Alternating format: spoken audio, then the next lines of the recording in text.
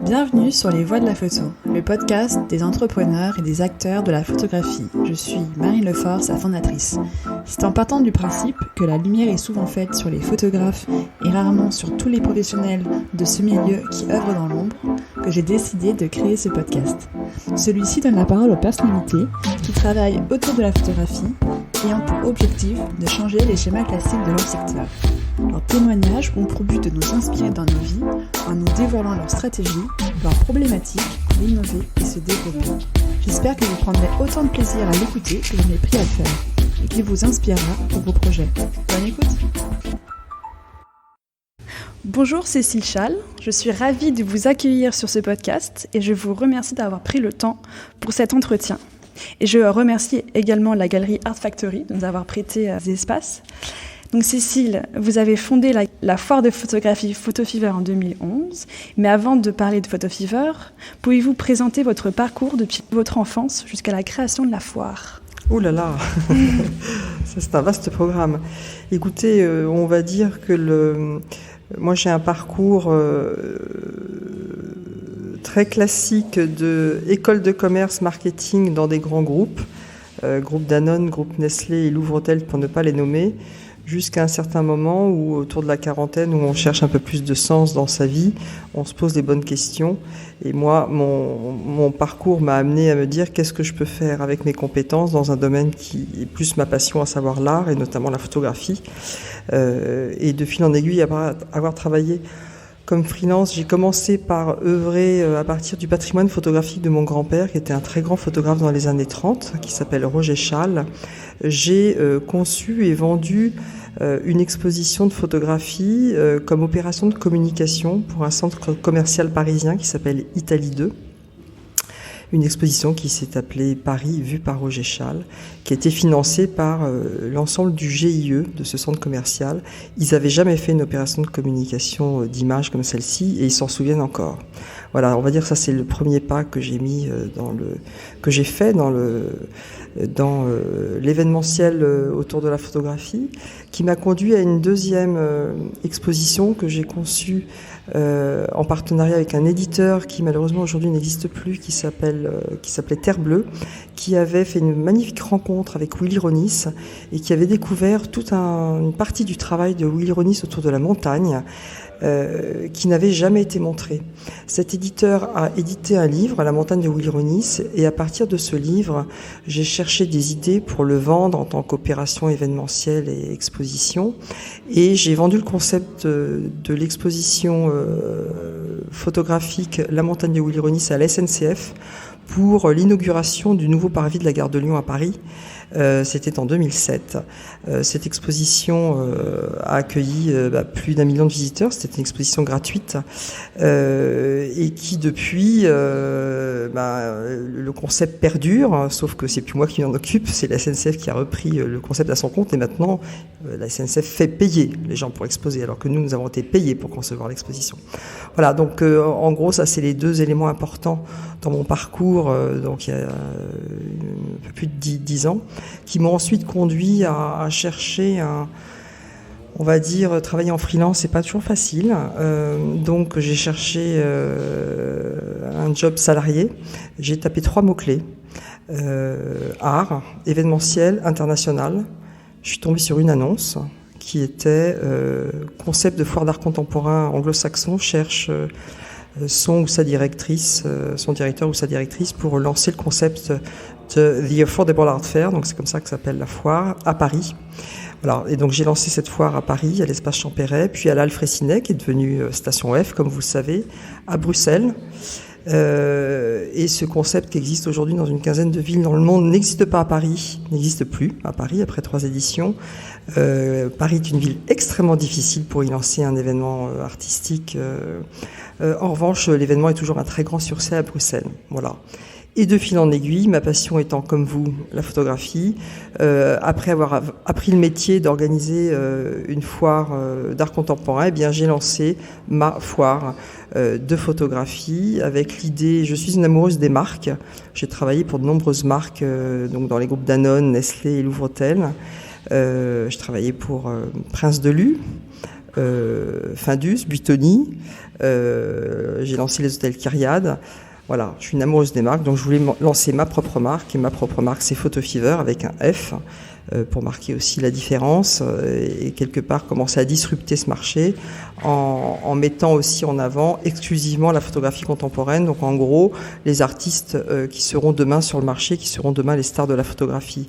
Mais c'est une foire de découverte, une foire conviviale, qui a pour vocation aussi d'amener un nouveau public à collectionner la photographie, notamment les artistes émergents qui sont encore accessibles avant qu'ils ne deviennent trop chers pour qu'on puisse se les offrir. Voilà. Donc combien de temps a duré l'incubation donc de l'idée jusqu'à la première édition ? À peu près 1 an, vous voyez, entre le moment où vous y avez pensé, ou alors 3 ans, ou alors... Alors, écoutez, on va dire que l'incubation a duré presque 50 ans, je veux dire. Enfin non, j'exagère, 45 ans, puisque effectivement, ce projet, je pense qu'il est vraiment lié à mon histoire. Donc, je suis issu d'une famille de photographes depuis 3 générations. Donc, mon arrière-grand-père était photographe au 19e siècle. Donc, c'est vrai que je dis pas que ça m'a été prédestiné, mais bon, c'est quand même quelque part inscrit dans les gènes. Après, l'incubation a été malheureusement très rapide, parce que après avoir quitté le Four des Beaux-Arts Fair, c'était en avril 2011, j'ai voulu me donner 1 an pour préparer mon concept et le lancer. Et à ce moment-là, en fait, 3 autres foires de photographie se lançaient. Et donc je me suis dit, si j'attendais 1 an, je risquais d'arriver trop tard sur le marché. Donc en fait, en avril 2011, je dis je le lance en novembre 2011. Et donc la période d'incubation a été très très très courte. Voilà, donc la marque, je l'ai déposée en juin, le site internet, je l'ai lancé en juillet, et la foire a eu lieu à l'Espace Cardin pour la première édition en novembre 2011. J'ai fait ça avec 2 stagiaires. Bon, ça a été très très très rapide. Voilà. Mais l'important, c'est de se lancer. Pour moi, c'est ça qui est important, c'est de se lancer et puis de s'améliorer d'année en année.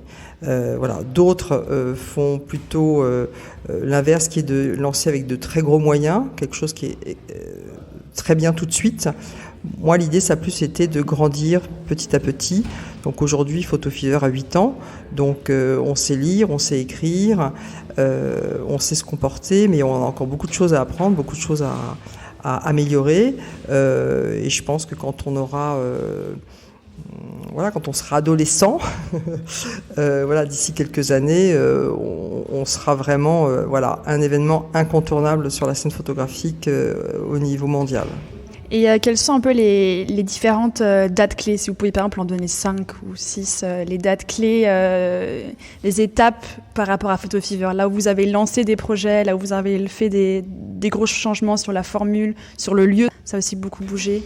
Alors c'est vrai que vous savez que les choses ne se passent jamais comme on l'a imaginé. Donc premier exemple, je viens de vous le citer, c'est que je voulais lancer plutôt le concept en 2012 et j'ai dû accélérer le lancement du concept.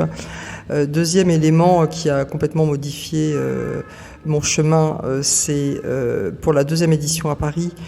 Paris Photo a eu cette mauvaise idée de changer ses dates d'1 semaine, mais résultat, je n'ai pas eu de lieu en 2012 à Paris compte tenu de ce changement de date. Donc pour occuper le terrain et continuer à faire vivre Photo Fever, j'ai donc décidé de lancer Photo Fever à Bruxelles, à Tour et Taxi, qui est un lieu que je connais bien puisque j'y ai organisé 3 The Four des Beaux-Arts Fair. C'est un lieu exceptionnel où est organisée actuellement la BRAFA, où est organisé depuis quelques années Art Bruxelles. Donc c'est le grand palais industriel qui est exceptionnel pour accueillir un événement comme Photo Fever. J'y ai organisé 2 éditions. Mais j'ai décidé au bout de 2 éditions d'arrêter pour la simple et bonne raison que Bruxelles n'est pas une ville pour la photographie. Il n'y a pas de musée pour la photographie, il n'y a pas de grosse collection à l'époque de photographie. Les galeries de photographie ne fonctionnent pas bien et la capitale mondiale de la photographie, c'est Paris. Donc après une édition en 2012 et une édition en 2013, j'ai décidé de me concentrer exclusivement sur Paris. Mais j'ai quand même fait une double édition en 2013 où j'ai fait Photo Fever Bruxelles début octobre, Photo Fever Paris mi-novembre, rock'n'roll. Oh là là. Et donc là, on est du coup en 2020. Est-ce qu'il y a eu d'autres dates clés ou alors Alors écoutez, il y a une date clé qui a été 2015, puisque Photo Fever avait lieu le week-end des attentats. Donc ça a été une épreuve extrêmement difficile. Pour de multiples raisons, comme vous pouvez l'imaginer. Mais ça a été quelque part, bien sûr, un électrochoc, mais qui m'a permis aussi de me dire, à partir du moment où on avait survécu à ça, à cette douloureuse épreuve, c'était important que cette date finalement serve d'un nouveau point de départ. Et c'est à partir de 2016 que j'ai décidé de recruter une équipe. Et de me dire, bon, maintenant, on y va, on grandit, on se donne les moyens de réussir, sachant que jusqu'en 2015, c'est vrai que j'ai eu des équipes formidables, mais beaucoup de stagiaires, beaucoup de freelance, voilà. Et 2016 a vraiment marqué le début, on va dire, d'une croissance organisée et structurée. Et j'ai cette même équipe depuis donc 4 ans et qui grandit d'année en année, avec qui on fait chaque année un travail formidable. Il y a dû avoir des embauches. Est-ce que vous avez dû faire appel à des partenaires financiers ? Ça a été... Alors écoutez, en fait, j'ai lancé le concept, j'avais un associé à l'époque. Mais qui s'est désengagé au bout de 3 ans parce que l'entreprise n'était pas suffisamment rentable. Voilà. Donc c'est vrai que je porte en toute indépendance le projet depuis le début. Je n'ai pas de fortune personnelle. Je suis une excellente gestionnaire, donc j'ai fait une école de commerce et aussi ça que ça m'a appris. J'ai toujours été élevée dans l'idée on ne dépense pas l'argent qu'on n'a pas. Donc je mène Photofever avec ces principes d'éducation que j'ai reçus. Et puis quand mon associé est parti, en fait, mon premier réflexe a été de le remplacer et donc de chercher quelqu'un qui pourrait être investisseur et associé à mes côtés. J'ai rencontré quelques personnes dans le milieu en France et en Belgique. Et puis finalement, ça prend beaucoup de temps que de vendre son projet à des investisseurs. Et puis il y a toujours quelque chose qui ne va pas, etc. Bref. Et puis à l'époque, le projet n'était pas encore, ne valait pas encore beaucoup. Donc je pense que le projet va prendre beaucoup plus de valeur dans les années qui viennent. Et donc j'ai décidé en fait plutôt que de chercher des investisseurs, plutôt de chercher des clients. Voilà. Donc des clients, bien sûr, des galeries, mais aussi des entreprises. Et tout le travail qu'on mène avec l'équipe sur les entreprises commence à porter ses fruits, puisque nous avons aujourd'hui une dizaine d'entreprises qui nous ont rejoints dans le projet, qui nous permettent aussi d'équilibrer le modèle économique entre le chiffre d'affaires généré par les galeries, qui, comme elles sont exclusivement positionnées sur la photographie émergente, on se doit de maintenir des prix accessibles. Donc pour équilibrer le modèle, c'est de faire effectivement entrer des entreprises à qui on offre des opérations de visibilité, des opérations d'hospitality dans la foire, des opérations où on agit un peu comme agence de communication auprès de certaines entreprises afin de développer notre expertise et de la promouvoir auprès de cette cible-là, qui est aussi une cible que je connais bien puisque j'étais moi-même directrice marketing dans des grands groupes. Voilà. Donc depuis à peu près 2016, donc à peu près 3 ans, le fonctionnement que vous avez décidé ? Tout à fait. Alors c'est vraiment depuis 2 ans qu'on a vraiment explosé notre business auprès des entreprises. Voilà, donc ça fait 2 ans et on a encore pour 3 ans d'un bon développement, mais on a beaucoup de projets dans le pipe, comme on dit, qui nous permettent de nous dire que c'est la bonne stratégie. D'accord. Et quand vous avez lancé du coup Photofever et jusqu'à présent, est-ce qu'il y a des personnes particulières qui vous ont soutenu, qui vous ont aidé du milieu ? Est-ce qu'il y a des noms, il y a des gens avec qui vous aviez travaillé, par exemple sur la foire Affordable Art Fair ? Est-ce que c'est des personnes ou des entreprises qui ont pu vous aider, ou alors d'autres personnes qui ne sont pas dans la culture, qui auraient pu vous donner des conseils ? Enfin, est-ce que vous aviez un entourage autour de vous Écoutez, moi je suis de nature très indépendante. Je suis fille unique. J'ai eu l'habitude de faire beaucoup de choses seule. J'ai d'ailleurs au début porté le projet seul, avec une équipe qui était renouvelée régulièrement. Donc non, je me suis pas forcément entourée de personnes qui m'ont soutenue. On va dire que mes principaux soutiens, c'est mon mari qui m'a soutenue moralement. Et ça, c'est pas toujours facile parce que c'est vrai qu'on a de nombreux doutes. Financièrement, ça peut être très compliqué. Donc voilà, je dirais mon entourage qui m'a toujours soutenu plutôt moralement. Ensuite, une personne sans qui Photofever n'existerait pas, c'est Nicolas Laugereau-Lasserre, qui est maintenant directeur de l'ICAR, qui à l'époque dirigeait l'espace Cardin, qui m'a ouvert les portes de l'espace Cardin avec un tarif intéressant, ce qui m'a permis de le lancer. Et je dirais que la deuxième personne que j'ai connue grâce à l'Affordable Art Fair, c'est mon installateur général qui m'a toujours fait des facilités pour le paiement, sachant que quand on a des problèmes de trésorerie, c'est pas la banque qui vous aide. Voilà, donc il faut trouver des solutions. Et mon installateur général, Optima, a toujours été là pour m'aider au niveau... voilà. Donc on va dire que Nicolas pour le lancement avec le lieu, Jacques Folio d'Optima qui m'a accordé des facilités au niveau du paiement de ses prestations, sachant quand on organise un événement comme celui-ci, ce qui coûte cher c'est 1, le lieu, 2, l'installation générale. Donc à partir du moment où vous trouvez des solutions par rapport à ces 2 postes extrêmement importants, c'est déjà une bonne chose, quoi. Voilà. En 2011, comment était le marché de la photographie par rapport à donc maintenant ? Comment il était différent ? Dans quelle atmosphère vous avez lancé le Photofever Alors en fait en 2011, il faut savoir que le marché de la photographie a été créé par les Américains fin des années 60. Donc il est né aux États-Unis, le marché est né aux États-Unis. Alors, juste pour faire un petit historique, notamment par rapport à nos auditeurs, la photographie est née en France il y a 180 ans, donc c'est une invention française.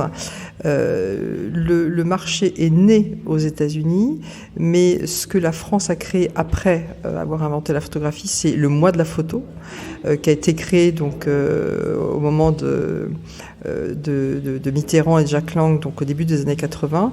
La MEP, la Maison européenne de la photographie, a été créée à ce moment-là.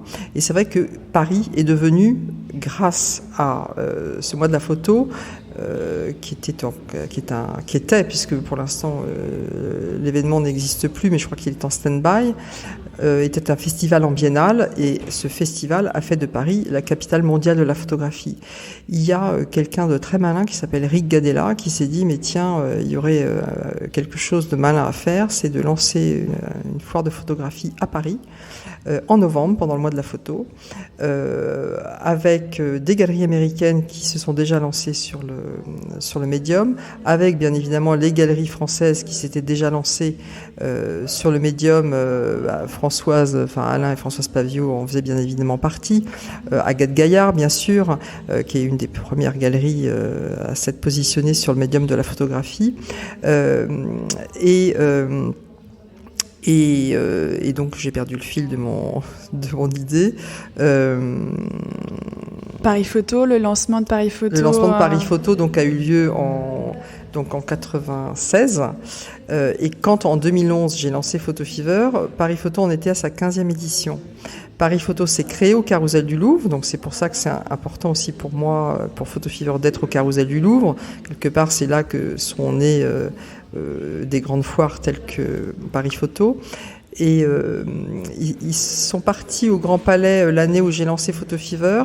Et c'est vrai que depuis qu'ils ont emménagé au Grand Palais, il faut savoir que le Grand Palais, c'est le plus beau lieu au monde pour organiser un événement. Donc ça a donné une image, une notoriété d'autant plus importante à l'événement qui lui aussi a grandi. Hein. Il avait 15 ans quand il est passé au Grand Palais, il a aujourd'hui 22 ans. Ils sont plus ados, hein. Ils sont jeunes adultes, et maintenant l'événement est absolument incroyable. Mais c'est vrai que Paris Photo est devenu un événement très institutionnel, où sont bien évidemment exposées toutes les grandes stars de la photographie en termes de galeries et en termes d'artistes, et qu'il est extrêmement important que des événements comme Photo Fever soient complémentaires pour servir de tremplin aux artistes, aux galeries et aux collectionneurs de demain, parce que tous ces gens-là, il faut les former et ça prend du temps de grandir. Donc je dirais que depuis 2011, le marché se structure, s'organise, et nous, par exemple, depuis 2011, on a exposé près de 400 galeries, près de 2000 artistes, et parmi ces artistes et ces galeries, un nombre de plus en plus important est actuellement exposé à Paris Photo. Donc, pour dire vraiment qu'on sert de tremplin sur le marché pour ces artistes, ces galeries, et aussi pour les collectionneurs, puisque une des vocations de Photo Fever, c'est de créer une nouvelle génération de collectionneurs qui, grâce à la photographie, se sentent plus en adéquation avec ce médium que la peinture ou la sculpture, qui peut être plus vécue comme un médium des générations antérieures. Enfin, c'est comme ça que je le vois aussi. Et pour en revenir à encore la création de la foire depuis 2011, est-ce qu'il y a eu des moments où vous avez vraiment eu l'impression d'avoir vraiment des très très grandes joies et des moments où ça a été des très très grands doutes? Est-ce qu'on pourrait juste revenir sur quelques exemples de très grandes joies et de très grands doutes qui remettent en question la foire? Alors, je ne vais pas revenir sur 2015, parce qu'on en a déjà parlé. Il y a eu un moment de très grande joie, mais qui a été à la fois un peu catastrophique. C'est le vernissage en 2014, parce qu'on a été victime de notre succès, et on a accueilli 8000 personnes au vernissage, alors qu'on n'en attendait que la moitié, et ça a été une émeute totale, dont certains se souviennent encore. J'ai reçu des mails d'insultes de collectionneurs qui n'ont pas pu rentrer, et c'est vrai que ça, c'est extrêmement difficile, parce que malheureusement, quand on organise un événement qui accueille entre 10 et 15 000 personnes, on ne reçoit pas en amont les réponses des 10 à 15 000 personnes, donc on ne sait pas qui va venir. Il peut toujours se passer quelque chose. J'ai vécu des grèves, j'ai vécu les attentats, j'ai vécu le métro fermé, j'ai vécu beaucoup de choses, beaucoup de causes exogènes qui font que on ne sait pas ce qui va se passer.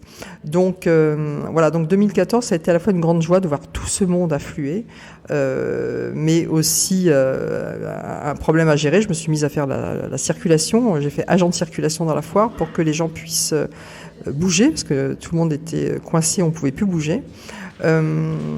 Après, les périodes de doute, c'est chaque année. Hein. Chaque année, vous savez, on ferme une édition en se disant on est content de cette édition, il n'y a pas eu de catastrophe, hein, c'est quand même ça qu'on se dit aussi à chaque fois, et on recommence tout de zéro, mais à chaque fois des doutes en se disant voilà, est-ce qu'on va réussir, est-ce qu'on va arriver au succès, est-ce qu'on va arriver à atteindre l'objectif qu'on se fixe. Moi, je suis très ambitieuse. C'est vrai que j'ai tendance à fixer des objectifs très ambitieux à mes équipes et à mon événement, et que c'est vrai que parfois je suis impatiente. Voilà. Donc c'est plus de l'impatience. Donc j'ai appris à être patiente. J'ai beaucoup appris à être patiente et aussi à faire en sorte qu'on grandisse doucement, mais sûrement. C'est vraiment mais sinon les doutes, oui, j'en ai tous les jours. Tous les ans, voilà. Votre équipe, là, vous êtes à peu près combien On est une dizaine. Une dizaine, et puis du coup, j'imagine 3 fois plus ou 2 fois plus au moment des foires, au moment de la foire. Oui, alors en fait, on est une dizaine de personnes, avec... ça, c'est aussi l'agilité que permet la petite entreprise que nous sommes, et l'agilité que du coup, on sait développer. Donc, j'ai tous les statuts, salariés, alternants, stagiaires, freelance, prestataires, voilà. Mon objectif étant que tout ce petit monde travaille en bonne intelligence et qu'il y ait une excellente ambiance et une excellente entraide et collaboration entre tout ce petit monde. Et bien sûr, pendant l'événement, mon installateur général vient avec une centaine de gars pour monter la foire. Ensuite, il y a tous les prestataires. Donc oui, ça fait plusieurs centaines de personnes. Et surtout, ce qu'on a initié depuis l'année dernière, c'est un partenariat avec l'école ICAR, qui est donc dirigée par Nicolas Loge-Relasserre, dont on parlait tout à l'heure, avec qui nous faisons un partenariat pour les Master 1 et les Master 2, qui du coup nous rejoignent pendant notre édition. Donc ça nous fait une ressource humaine complémentaire de 50 à 70 personnes en plus, ce qui nous permet de mieux accueillir notre public, ce qui nous permet de mieux organiser nos talks, ce qui nous permet de mieux accompagner nos galeries qui du coup peuvent bénéficier d'une aide supplémentaire, ce qui nous permet de mieux gérer les visites et la médiation dans l'appartement du collectionneur qui présente une sélection d'œuvres de nos galeries. Voilà, donc effectivement on passe de 10 à 80 personnes de l'équipe, donc sans compter bien évidemment l'ensemble des prestataires qui nous accompagnent sur le montage de l'événement. Et est-ce que vous avez des foires modèles, des foires, mais même pas spécialement dans la photographie ou donc pas spécialement en France? Est-ce qu'à l'étranger, il y a des foires que vous suivez de près et où il y a des qui vous intéressent? Alors, écoutez, c'est vrai que à l'époque où je travaillais à l'Offre des Belles Arts Fair, j'ai visité énormément de foires d'art contemporain. C'est vrai que moi, je trouve que les meilleurs modèles, c'est les meilleurs. Donc, c'est Art Basel. Donc c'est toujours intéressant de voir surtout comment ils ont évolué. Donc j'aime beaucoup les histoires, j'aime beaucoup voir comment les marques évoluent. D'ailleurs, pour la petite histoire, le fondateur de l'Offre des Belles Arts Fair est également le fondateur de Pulse et le cofondateur de Art Hong Kong qui a été racheté par Art Basel. Donc j'ai aussi la chance d'avoir été initié par un des meilleurs. Et donc je crois que c'est important d'avoir comme modèle les meilleurs. Donc Art Basel bien sûr. Après il y a une foire de photographie que j'aime beaucoup qui est la foire Unseen à Amsterdam, où on a beaucoup d'idées. On s'est lancé en même temps. Et du coup, il y a beaucoup de similitudes, il y a beaucoup d'idées communes qu'on retrouve dans nos deux concepts. Voilà, je dirais. Ce que j'aime aussi chez Unseen, c'est cette convivialité, cette facilité d'accès qu'on peut avoir. Et bon, ça, c'est aussi l'esprit hollandais. Qu'on ne retrouve pas toujours en France. Et donc c'est cet esprit aussi que je souhaite donner à Photo Fever, c'est cette accessibilité qui puisse séduire un public moins initié, tout en séduisant un public initié, parce que il n'y a pas à dire, quand on se sent bien quelque part, on a envie d'y revenir.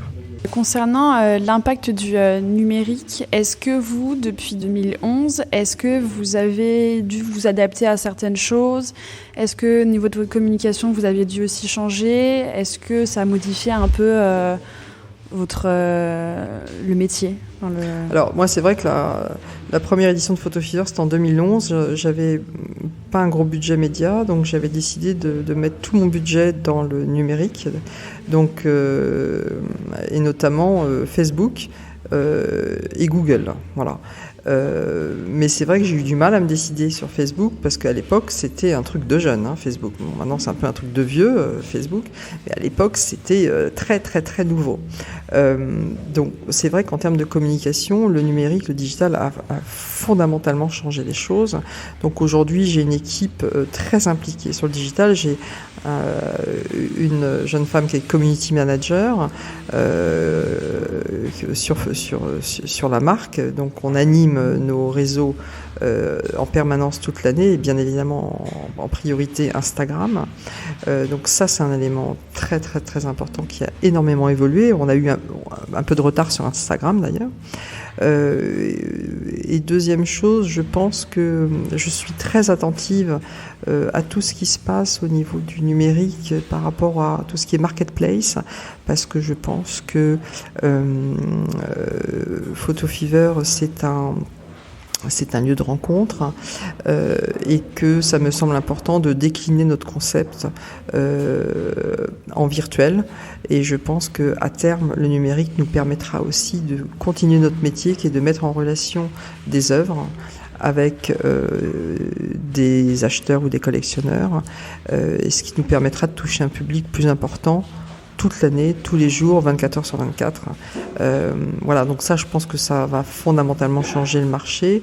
Pour l'instant, on est très en retard par rapport à d'autres marchés, comme la mode, mais pour moi, c'est l'avenir. Mais c'est vrai que les galeries, certaines sont assez réfractaires à cette évolution-là, et je pense que c'est extrêmement important de pas prendre de retard et de bien rester éveillé par rapport à cette évolution qui va, je pense, quand on voit les jeunes aujourd'hui qui achètent tout sur Internet, voilà, faut vraiment regarder les pratiques des jeunes voilà, qui ont 20 ans aujourd'hui, parce que c'est eux qui vont révolutionner le marché.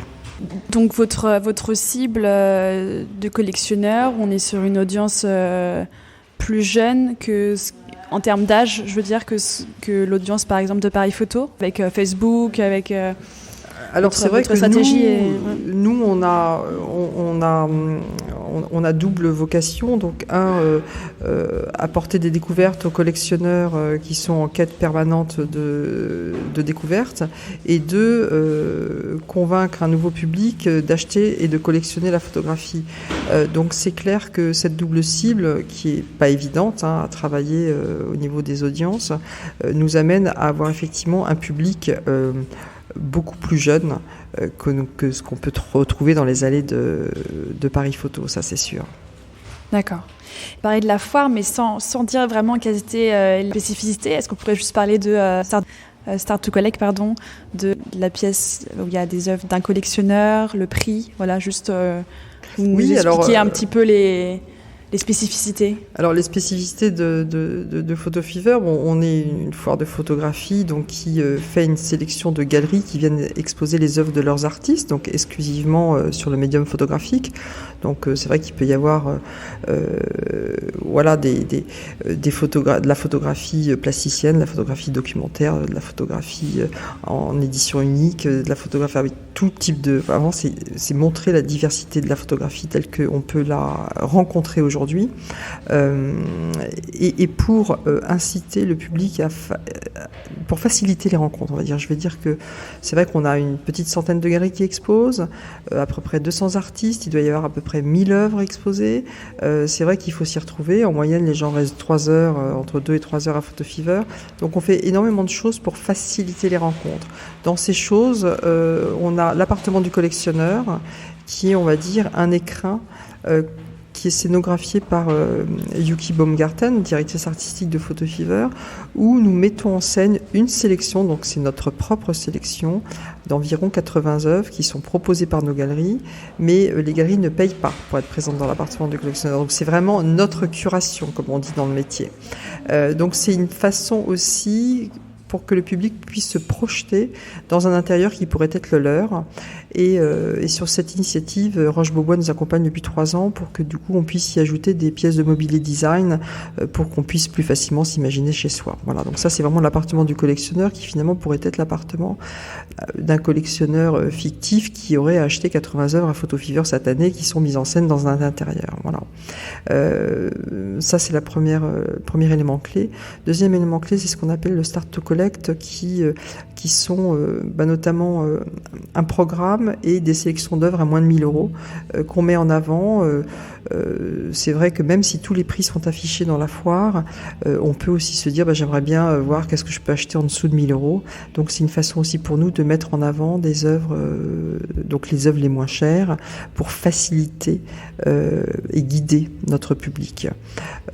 Nos spécificités, c'est aussi on organise des visites guidées gratuites avec Anaïs Montevecchi, avec qui on travaille depuis 3 ans, qui est absolument passionnante, et qui, elle aussi, fait son parcours dans la foire. C'est-à-dire que les galeries ne payent pas pour figurer dans le parcours, mais c'est juste faciliter la rencontre et donner une nouvelle clé de lecture au public en faisant un parcours. En général, c'est une dizaine d'œuvres qui durent une petite heure pour amener le public à découvrir des œuvres qu'ils n'auraient pas forcément découvertes sans y avoir été guidés.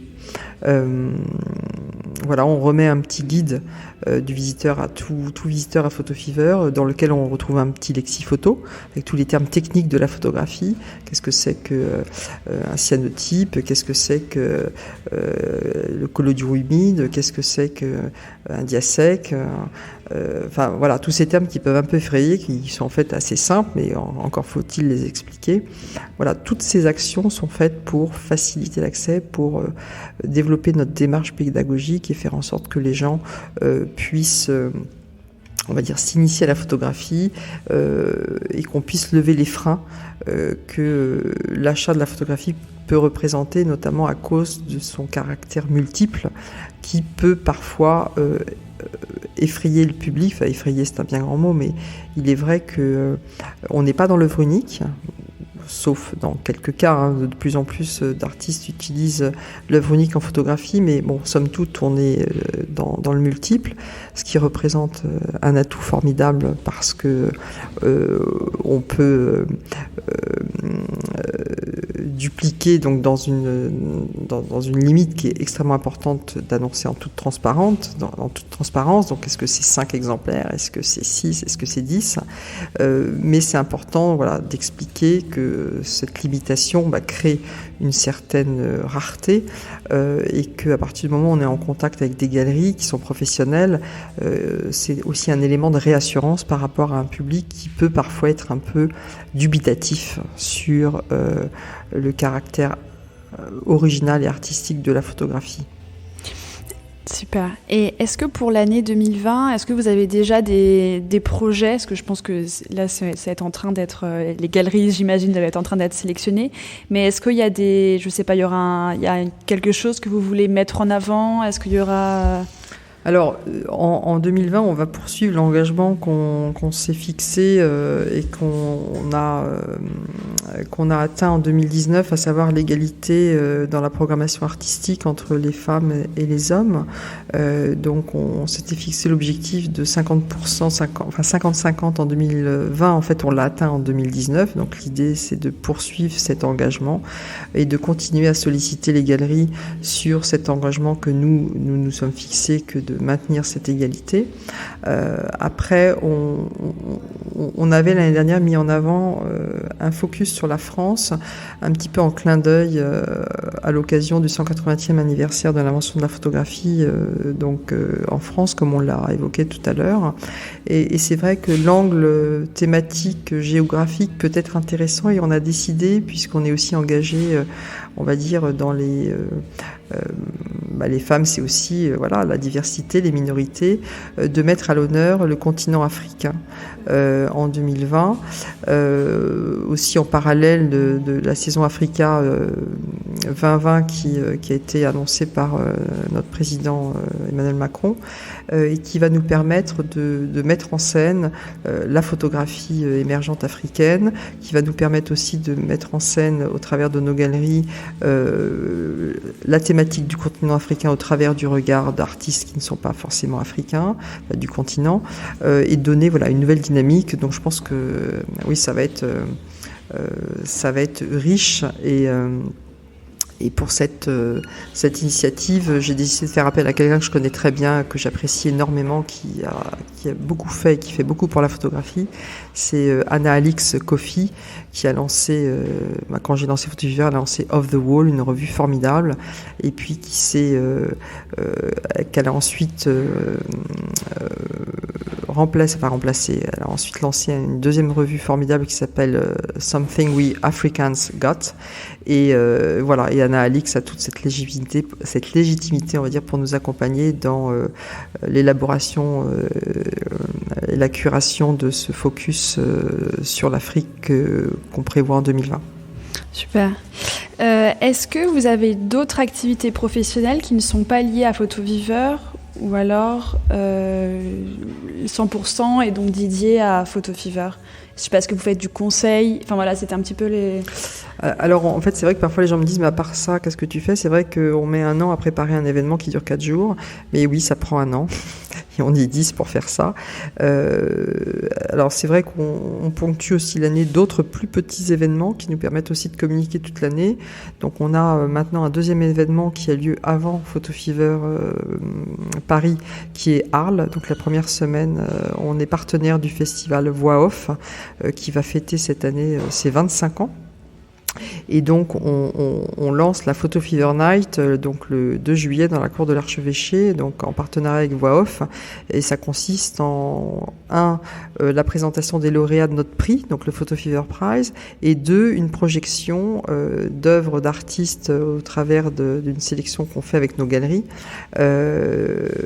Voilà, donc on va dire que c'est le format Photo Fever projection dans le cadre d'un festival, et qu'on cherche aussi d'autres moments dans l'année pour créer des rencontres et animer notre communauté, donc que sont les visiteurs, les collectionneurs, les journalistes, les galeristes, les artistes, enfin tout l'écosystème de la photographie. On est en train de réfléchir à une programmation tout au long de l'année qui va nous permettre de donner des plus petits rendez-vous à notre communauté pour qu'on puisse ne pas attendre novembre 2020 pour se voir, qu'on puisse avoir d'autres moments en amont pour se voir. D'accord. Et je me demandais pourquoi le nom Photo Fever? Le F, du coup, vous aviez dit c'était pour se démarquer du PH classique. Mais est-ce qu'il y avait une référence Alors, j'adore quand on me pose la question, parce qu'on me la pose rarement. En fait, quand j'ai lancé le Affordable Art Fair à Bruxelles, il y avait un événement qui existe toujours, je crois, absolument extraordinaire, qui s'appelle Museum Night Fever, et qui consiste à ouvrir les musées de Bruxelles toute la nuit et en faire des fêtes, donc DJ, alcool, enfin vraiment la fête. Donc j'aimais beaucoup. Alors moi c'est vrai que je suis la génération de Saturday Night Fever, donc c'est vrai que j'ai dansé et je danse encore sur Saturday Night Fever. Donc j'aimais beaucoup ce mot Fever. Et pour moi la fièvre, c'est vraiment ce que je veux véhiculer au travers de Photo Fever, c'est la fièvre de l'achat. Vraiment, je voudrais que tout le monde achète de la photographie. Donc, Photo Fever, c'était la façon la plus simple de le dire. Le fait d'utiliser le F, finalement, photo s'écrit avec un F dans beaucoup de langues. Bon, pas en français, mais espagnol, allemand, hollandais, c'est avec un F. Et finalement, graphiquement, c'est plus joli. C'est 2 F. Le T, c'est un peu un F à l'envers.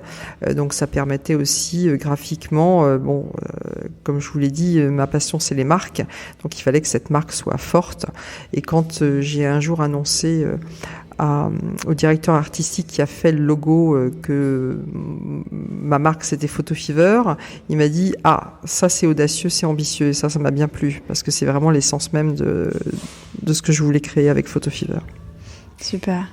Vous allez avoir plusieurs événements dans l'année avec en plus de Arles et de Fever qui a lieu du coup en novembre. Et est-ce que au jour le jour, est-ce que vous imposez une sorte de rigueur avec le matin, je fais uniquement le travail de fond, l'après-midi je rencontre des gens. Est-ce que vous êtes organisé dans votre emploi du temps personnel pour réussir à avancer sur tous les projets?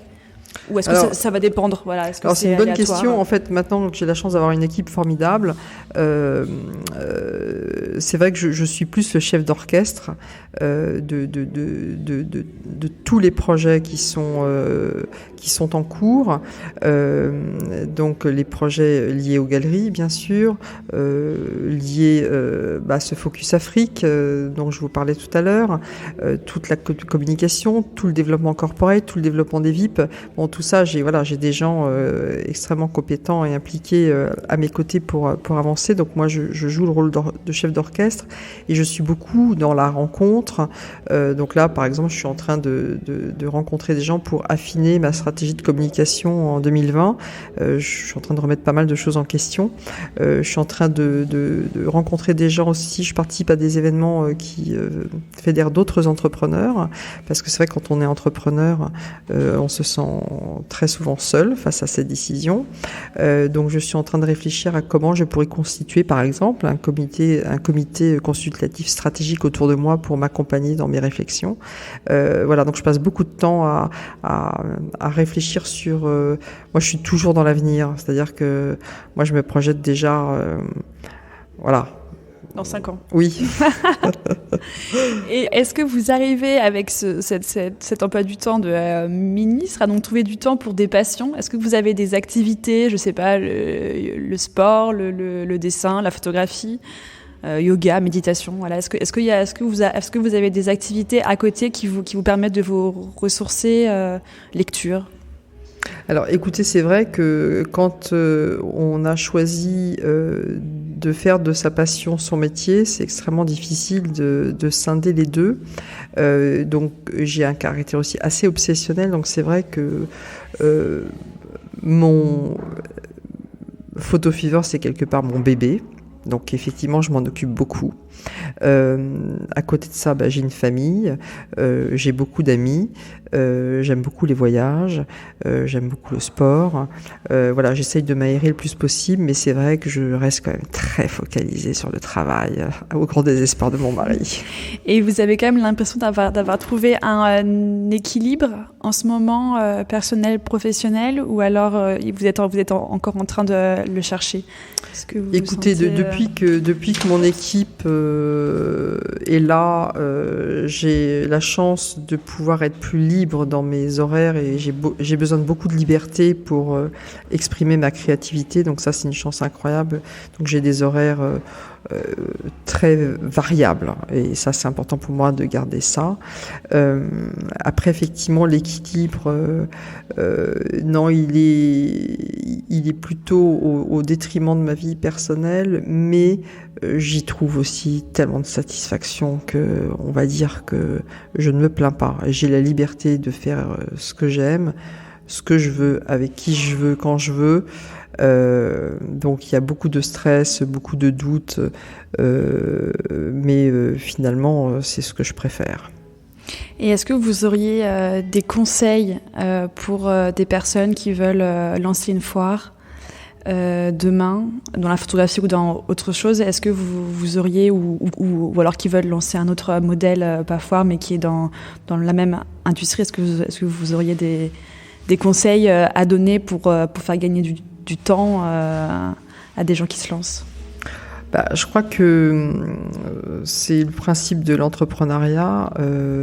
Il faut oser. Faut pas trop se poser de questions. Je pense qu'il faut avoir un grain de folie. Donc, si j'avais su toutes les galères que j'ai traversées, je l'aurais sans doute jamais fait. Donc, faut pas trop savoir ce qui nous attend. Faut oser. Alors, je pense qu'il faut trouver le soutien dont vous parlez. C'est extrêmement important d'avoir le soutien personnel, professionnel. Donc, de bien trouver, de quand même savoir s'entourer.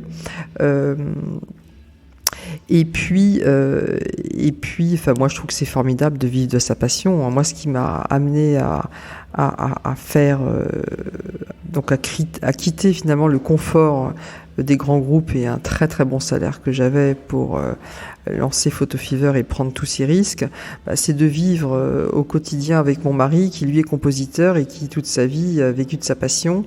Et quand vous voyez ça, vous dites c'est vrai que j'ai tellement d'amis qui font des jobs très bien payés mais qui les emmerdent, que je trouve que c'est un luxe formidable que de pouvoir allier sa passion avec son métier. Donc je dirais que voilà, faut oser.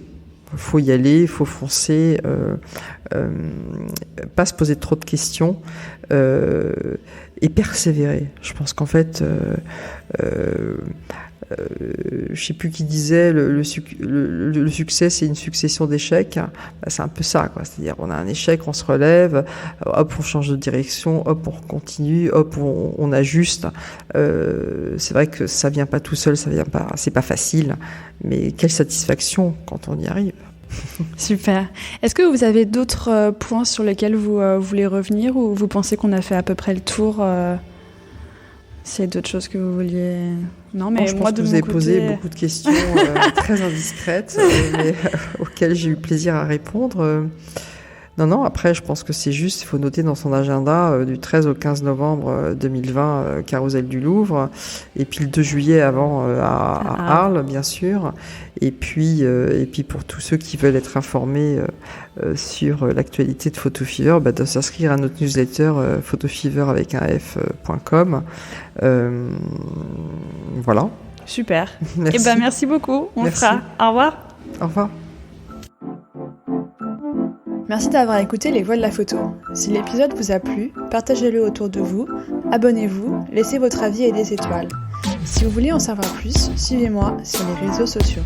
Je vous invite également à me contacter pour m'indiquer les sujets ou les personnes que vous aimeriez entendre. À très vite!